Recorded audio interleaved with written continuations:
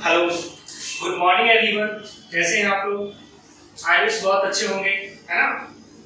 तो चलिए, आज हम लोग मैथमेटिक्स के सेकेंड टॉपिक या फिर सेकेंड जो चैप्टर से हमारे क्लास 10 के उन पे हम लोग डिस्कस करने जा रहे हैं। और क्लास 10 का जो हमारा सेकेंड चैप्टर है वह है हमारा पॉलिनोमियल। पॉलिनोमियल क्या समझ पा रहे हैं?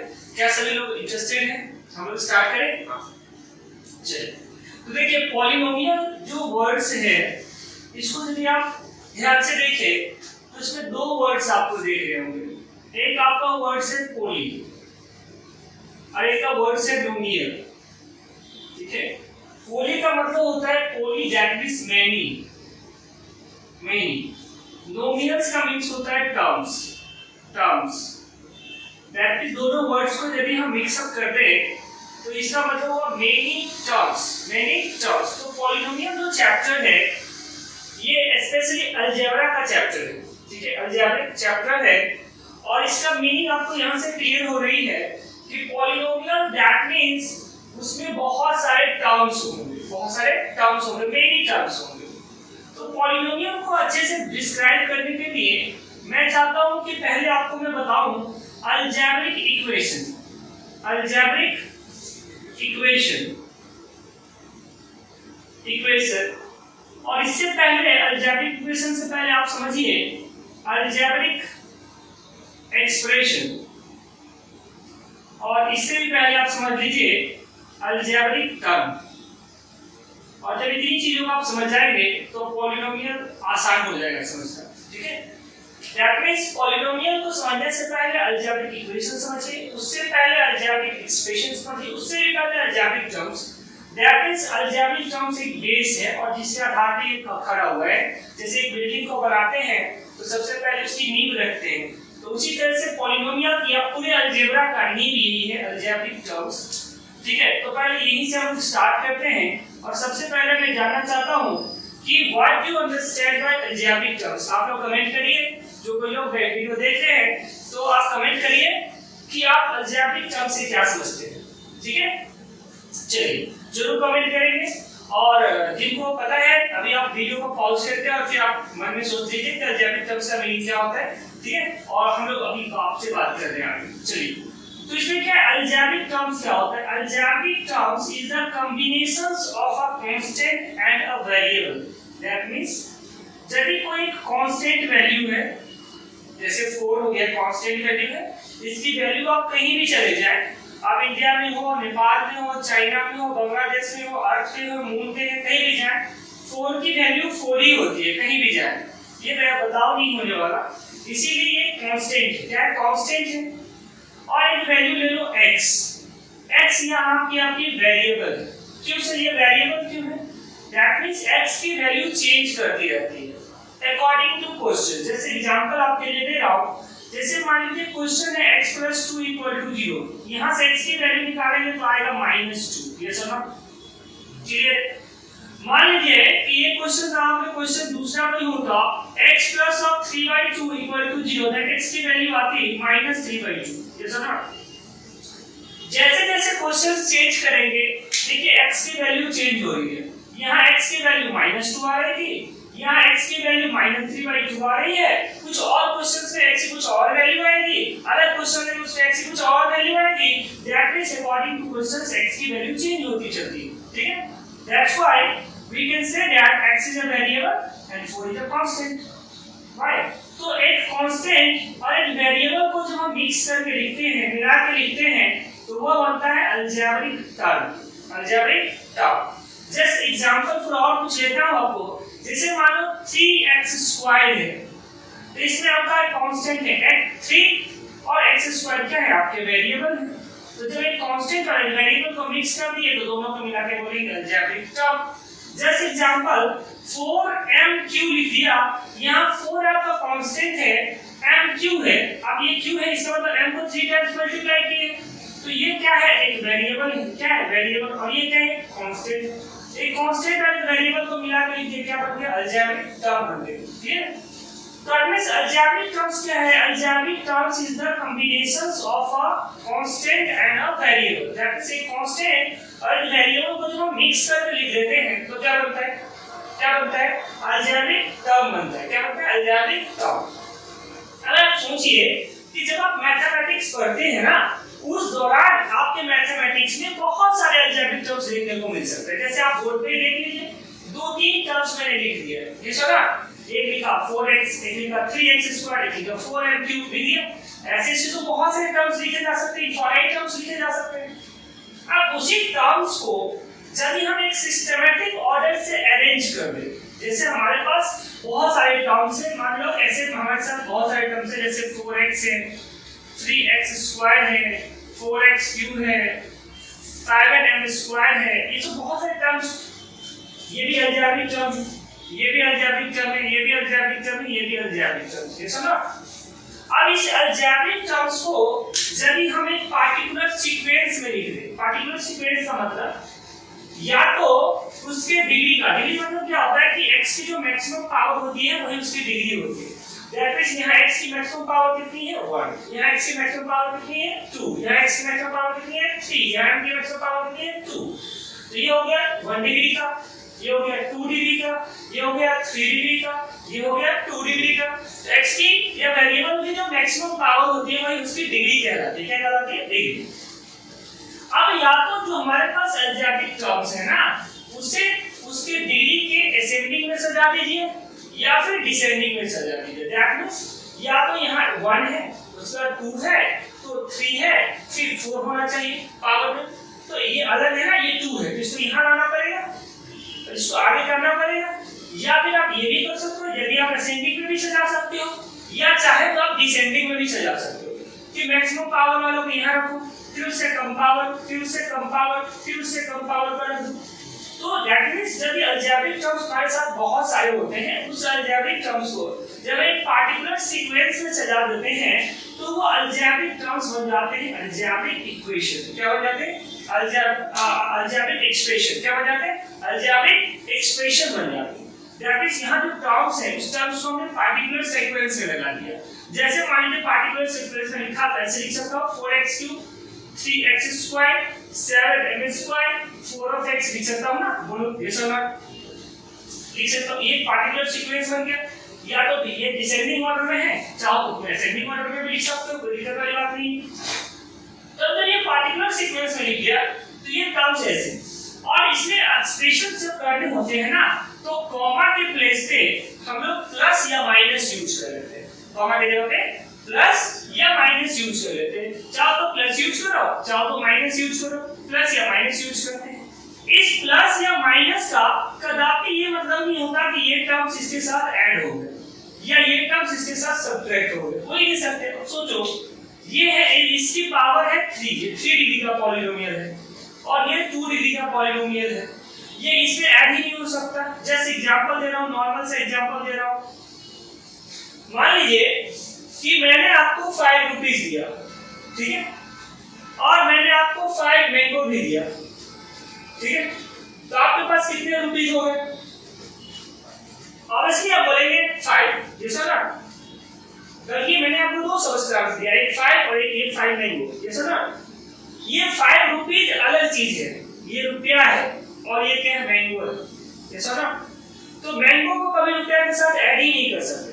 यानी ऐड और सब्ट्रैक्ट जब भी हम किसी चीजों का करते हैं तो सेम तरह की फिजिकल चीजों में करते हैं। रुपया के साथ रुपया जुड़ेगा, मैंगो के साथ मैंगो जुड़ेगा, गुआवा के साथ गुआवा जुड़ेगा, समझ रहे आप? तो यही पे समझो, ये x की पावर यदि 3 है तो ये कभी जुड़ता जब ये x की पावर 3 वाला होगा। यहाँ तो x की पावर 2 है, ऐड कैसे होगा या सब्ट्रैक्ट कैसे होगा? पॉसिबल ही नहीं है ना? तो जब भी चीजें ऐड होती है या सब्ट्रैक्ट होती है सब सेम तरह की फिजिकल चीजों में होती है। बट ये तो अनलाइक है ना, ये x की पावर 3 डिग्री का, ये 2 डिग्री का, ऐड नहीं होगा।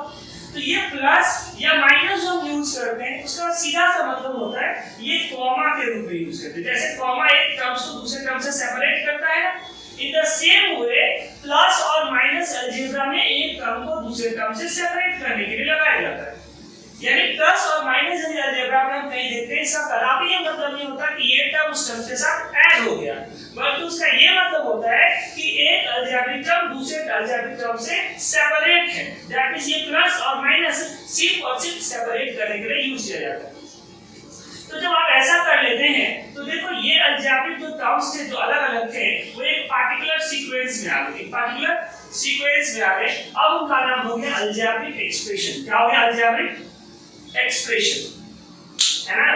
अब अलजेब्रिक एक्सप्रेशन यदि हो गया उसको इक्वल टू आप 0 के बराबर कर दो, दैट मींस वो इक्वल टू 0 हो जाए तो वही अलजेब्रिक एक्सप्रेशन अब कन्वर्ट हो जाएगा अलजेब्रिक इक्वेशन। किसमें कन्वर्ट हो जाएगा?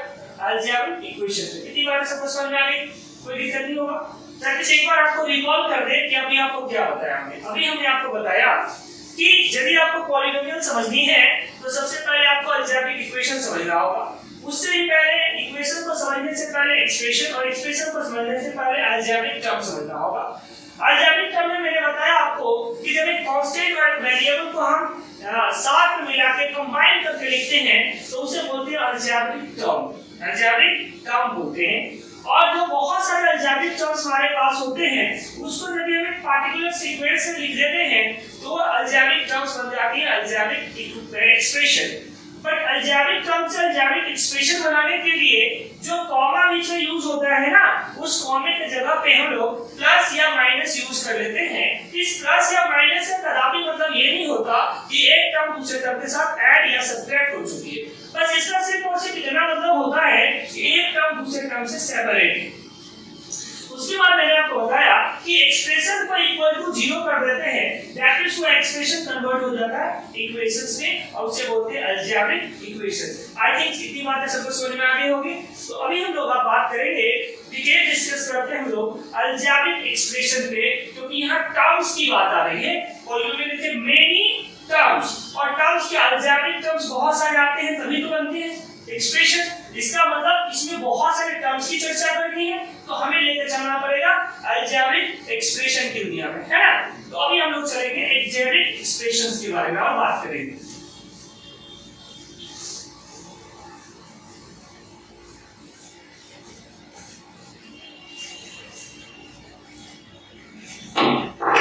अब थोड़ी सी बात करें अलजेब्रिक एक्सप्रेशन के बारे में।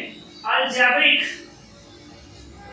एक्सप्रेशन, तो अभी आप समझ गए कि अलजेब्रिक एक्सप्रेशंस क्या होता है। It is the combinations of many terms. It is the combination of many terms. Clear? अब जो अलजेब्रिक एक्सप्रेशंस होंगे इसको हम क्लासिफाई कर सकते हैं या इसका नोमेनक्लेचर नाम दे सकते हैं। ठीक है, दो तरह से इसके नाम दे सकते हैं। एक दे सकते हैं आप according to terms, according to terms, और एक दे सकते हैं आप according to degree, according to degree, है ना। जैसे मान लीजिए कोई एक एक्सप्रेशन है, जैसे मान लीजिए ये 4x है ना, 4x है, इसमें कितने टर्म्स हैं? सिंगल टर्म है, ये सब एक ही टर्म है, एक कांस्टेंट वेरिएबल है। मान लो यही तो होगा 3x² प्लस 4x, इसमें कितने टर्म्स हैं? तो देखो प्लस के इधर एक साइड टर्म है प्लस, तो प्लस का मतलब क्या होता है? सेपरेट करना। तो ये इधर है, एक इधर है, इसमें कितने टर्म्स हो गए? दो टर्म्स हो गए। हो सकता है कि यहाँ ऐसा हो जाता 3x³ plus 4x² minus 4x। अब देखो प्लस या माइनस का मतलब भी होगा सेपरेट करना, अलग करना। इसके अलग एक 1 इधर, ये 2 इधर, ये 3, ये कितने टर्म? 3। मान इसी तरह से बहुत सारे ऐसे टर्म्स हो जाता 4x5 5x4 plus 4x³ plus 7x² minus 7x plus 5। क्या ऐसा हो सकता है? अब देखो यहाँ एक टर्म, यहाँ एक टर्म, 2, यहाँ 3, यहाँ 4, 5, ये सब ये टर्म्स हो गए। तो अकॉर्डिंग टू कि कोई भी जो हम एक्सप्रेशन लिख रहे हैं उसमें कितने टर्म्स हैं, या 1 है, या 2 है, या 3 है, या 4 है, 5 है, 6 है, 7 है, बहुत सारे टर्म्स हो सकते हैं। तो यदि टर्म्स के आधार पर आप नाम लिखोगे और कोई ऐसा एक्सप्रेशन है जिसमें सिंगल टर्म होता है उसका नाम होता है मोनोमियल। क्या होता है? मोनोमियल। दैट मींस वैसा अलजेब्रिक एक्सप्रेशन जिसमें सिंगल टर्म्स कंटेन करते हैं उसे हम बोलते हैं मोनोमियल। क्या बोलते हैं? मोनोमियल। मोनो मतलब होता है सिंगल और मियल मतलब होता है टर्म्स। देखो नोमियल था ना, मोनो मतलब होता है सिंगल, नोमियल मतलब होता है टर्म्स, यानी single term, single term, single होगा चीजें। तो जैसे ये हो गया, तो वैसा एक्सप्रेशन जिसमें सिंगल टर्म्स कंटेन करते हैं उसे बोलते हैं मोनोमियल। क्या बोलते हैं? मोनोमियल। वहीं पे यहाँ पे देखिए कितने टर्म्स कंटेन कर रहे हैं? 2 टर्म्स कंटेन कर रहे हैं। 2 टर्म्स यदि अलजेब्रिक एक्सप्रेशन कंटेन करता है उसे बोलते हैं बाइनोमियल। बाइनोमियल बाई मतलब होता है 2, है ना? ये 2 से बाई है, तो बाई का मतलब होता है 2, तो 2 अनोमियल्स का मतलब आप ऊपर भी देख रहे हैं टर्म्स लिखा हुआ है, दैट मींस क्या हो रहा है, मेनी 2 टर्म्स दैट मींस वैसा अलजेब्रिक एक्सप्रेशन जिसमें 2 टर्म्स कंटेन होते हैं उसे बोलते हैं बाइनोमियल। क्या बोलते हैं? बाइनोमियल। यहाँ पे देखिए कितने टर्म्स हैं, 3 टर्म्स कंटेन कर रहे हैं, तो वैसा अलजेब्रिक एक्सप्रेशन जिसमें 3 टर्म्स कंटेन करते हैं उसे बोलते हैं ट्राइनोमियल। ट्राई मतलब होता है 3, ट्राई मतलब क्या होता है 3, नोमियल मतलब होता है टर्म्स होता है, तो जैसा अलजेब्रिक एक्सप्रेशन जिसमें 3 टर्म्स होते हैं उसे बोलते हैं ट्राइनोमियल। क्या बोलते हैं? ट्राइनोमियल। और देखिए जब 3 से ज्यादा टर्म्स कंटेन करने लगे, 4 5 6 7 100 200 कितना भी टर्म्स कंटेन करे उसके लिए सिंगल वर्ड्स यूज करते हैं, नाम होता है उसका पॉलिनोमियल। क्या नाम होता है? पॉलिनोमियल। और यही हमारा चैप्टर है, पॉली मतलब क्या हुआ? मेनी। पॉली मतलब क्या हुआ? मेनी। और नोमियल मतलब हो गया टर्म्स। और इसलिए ऐसा अलजेब्रिक एक्सप्रेशन जिसमें बहुत सारे टर्म्स कंटेन करते हैं उसे हम बोलते हैं पॉलिनोमियल, और यही हमारा चैप्टर है। तो बताओ कि इस चैप्टर में हम लोग अलजेब्रिक एक्सप्रेशन को टर्म्स के आधार पर पढ़ेंगे या डिग्री के आधार पर? किस पे पढ़ाएंगे भाई? फटाक से आप कमेंट करिए, किसके आधार पर पढ़ेंगे?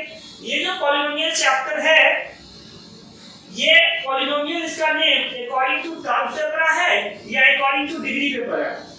अकॉर्डिंग टू टर्म्स से पढ़ा है, क्योंकि ये पॉलिनोमियल है दैट मींस मेनी टर्म्स की बात कर रहा है, तो ऐसा मतलब हुआ कि इस चैप्टर में हम सिर्फ और सिर्फ टर्म्स के बारे में देखेंगे। क्लियर हो गई बात? चलो बहुत अच्छी बात है। अब कभी-कभी क्या होता है कि एक्सप्रेशंस को हम लोग डिग्री के आधार पर भी लिख सकते हैं, जैसे मान लीजिए जैसे लिखा हुआ है ये 4x, ठीक है, और टर्म सिंगल था तो मोनोमियल। यहीं पे मान लो ऐसा लिखा होता 3x², ये भी सिंगल टर्म है, ये भी मोनोमियल। यहीं पे लिखा था 4x², ये भी सिंगल टर्म है, तो भी मोनोमियल। यहीं पे लिखा था 7x², y² सिंगल टर्म है, ये भी कहलाता है मोनोमियल। जैसा ना, लेकिन डिग्री में क्या होता है कि जो आपका अलजेब्रिक एक्सप्रेशन है ना, उसमें वेरिएबल की पावर देखिए, कितनी। जैसे देखो ये सिंगल टर्म है तो मोनोमियल है, बट इसमें x की पावर कितनी है? 1। ये भी मोनोमियल है बट इसमें x की पावर कितनी है? 2। यहाँ भी ये भी मोनोमियल है बस इसमें x की पावर कितनी है? 4। यहाँ भी वेरिएबल मोनोमियल है बट इसमें xy की पावर क्या है? 2, है ना? तो इसकी डिग्री को देखिए, यहाँ यदि सिंगल डिग्री होगा तो उसका नाम होगा लीनियर पॉलिनोमियल। क्या नाम होगा? Linear polynomial. समझ रहे हैं? अब उसमें एक भी टर्म हो, दो भी टर्म हो, उससे मतलब हमको नहीं है, डिग्री देख लेंगे। जैसे मान लीजिए ये 4x + 4 दिया हुआ है, दैट मींस x की इसमें टर्म के आधार पे लिखोगे तो बाइनोमियल हो जाएगा, बट डिग्री के आधार पे क्या x की मैक्सिमम पावर कितनी है? 1, क्योंकि यहाँ पे x की कुछ भी पावर नहीं है, x की पावर 0 है, क्योंकि किसी भी वर्ड्स का पावर 0 होता है, वैल्यू 1 होता है।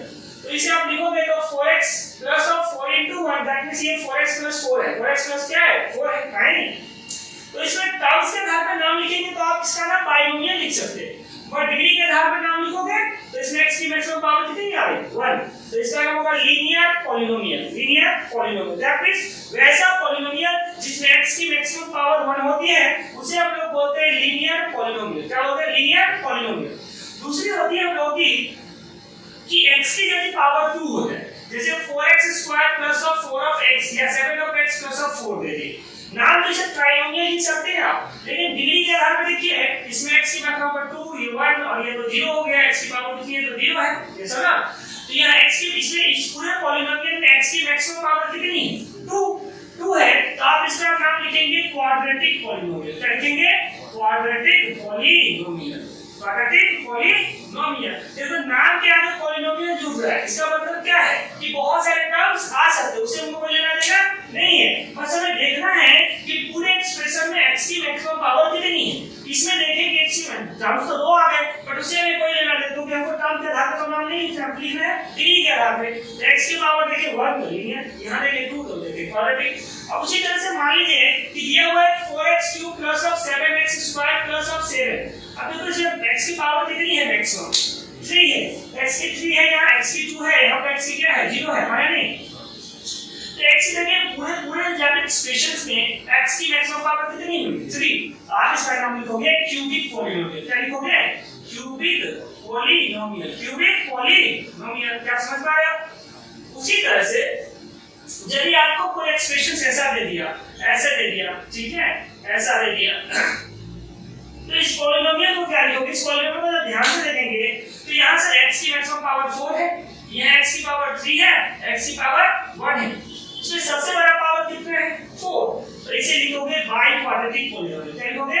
By quadratic polynomial, by quadratic polynomial. आज सब समझ पा रहे होंगे कि हम लोग अलजेब्रिक एक्सप्रेशंस को दो टर्म्स का नाम हम लोग दे सकते हैं, एक अकॉर्डिंग टू टर्म्स भी लिख सकते हो और एक अकॉर्डिंग टू डिग्री भी लिख सकते हैं। अकॉर्डिंग टू टर्म्स लिखेंगे तो वैसा पॉलिनोमियल जिसमें सिंगल टर्म्स कंटेन करता है उसे हम मोनोमियल बोलते हैं। दो टर्म्स कंटेन करेगा उसे हम बाइनोमियल बोलेंगे। नाम से क्लियर होता है, मोनो मतलब सिंगल, नोमियल मतलब terms, single terms, binomial two terms, trinomial three terms, poly मतलब मेनी टर्म, नोमियल मतलब टर्म बहुत सारे टर्म्स। सिंगल टर्म्स कंटेन करेगा मोनोमियल, डबल टर्म्स कंटेन करेगा बाइनोमियल, थ्री टर्म्स कंटेन करेगा ट्राइनोमियल, बहुत सारे टर्म्स कंटेन करेगा पॉलिनोमियल। आप उसे डिग्री पे भी नाम लिख सकते हो। डिग्री पे नाम लिखोगे यदि x की मैक्सिमम पावर, देखो पॉलिनोमियल लिखा हुआ, बहुत सारे टर्म्स कंटेन कर सकते हैं। तो यदि इसमें पूरे को कितना बड़ा भी पॉलिनोमियल दे दिया उससे तो मतलब नहीं है, बस पूरे एक्सप्रेशन में देखेंगे कि x की मैक्सिमम पावर कितनी है। यदि x की मैक्सिमम पावर सिंगल है तो लीनियर पॉलिनोमियल है, यदि x की मैक्सिमम पावर उसमें 2 है तो क्वाड्रेटिक पॉलिनोमियल है, x की मैक्सिमम पावर 3 है तो क्यूबिक पॉलिनोमियल है, x की मैक्सिमम पावर 4 है तो बाई क्वाड्रेटिक पॉलिनोमियल है, सो ऑन एक्सेट्रा। समझ रहे? तो ये आपको समझ में आ गया कि अब जो हम चैप्टर पढ़ने जा रहे हैं पॉलिनोमियल, वो लिंक है टर्म्स से। किससे टर्म्स? लिंक है टर्म्स से। इतनी बातें सबको समझ में आ रही होगी, है ना? तो चलो अब हम लोग आते हैं पॉलिनोमियल में। ये तो हमारे बेसिक टर्म्स थे, इसे समझने के बाद आपको तो क्लियर हो गया कि भाई पॉलिनोमियल में हमें पढ़ना क्या है। अब हम लोग चैप्टर पे आएंगे, ठीक है?